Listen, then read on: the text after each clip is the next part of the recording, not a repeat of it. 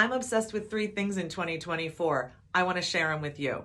But first, I'm Jen Rowlands, real estate investment educator, advocate, and broker and owner at One Focus Property Management.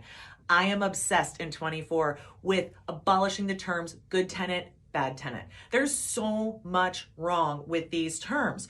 First of all, good and bad tenant, there's a lot of coded language and implications there, and they're discriminatory, and it's not fair.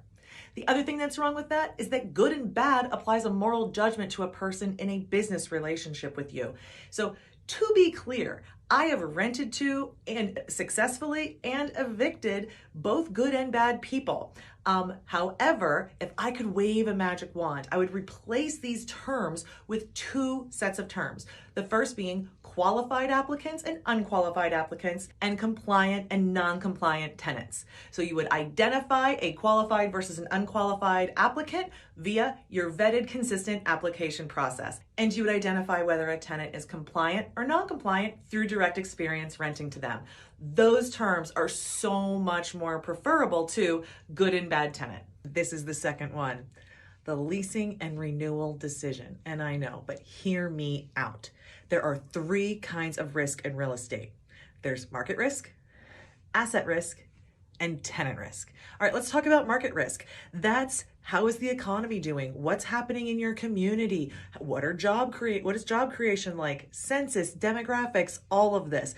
What you do, you pay attention to that, but you can't really do much on a day-to-day basis about it. You pay attention, but you don't make a lot of decisions day-to-day based on that information. The second one, asset risk. This is the risk that something's going to happen to your asset that is going to cost money to fix. So maybe there'll be a storm and there's damage to the roof. Maybe the boiler's about to go out and will need to be replaced before that's anticipated. The things you do to manage that, you have that property inspected and you perform preventive maintenance, making sure you get the best value you can out of all of those repairs that you make. That last risk, tenant risk. Tenant risk is the one you have 100% control over and is going to cost you the most. We all know this. When non-compliant tenants are in properties, they cost you money. Okay, so too often, those decisions are made by gut. We should not be making them by gut. And that's what I'm obsessed with in 2024.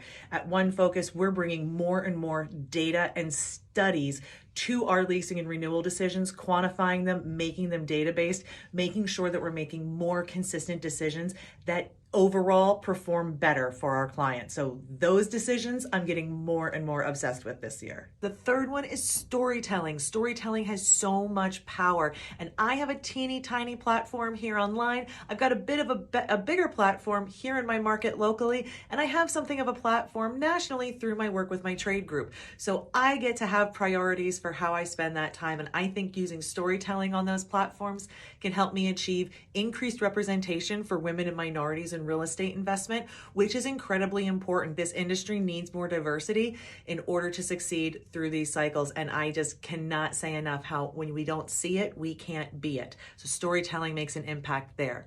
The other thing storytelling does is help paint a more realistic picture of who real estate investors are in America, because I know what's portrayed in the media is not who I work with on a day-to-day basis and with my clients here in Pennsylvania. So I love telling stories about our real life clients because it just humanizes them and goes against that narrative that all real estate investors are just these terribly greedy, bad people. So storytelling, something I'm obsessed with in 2024.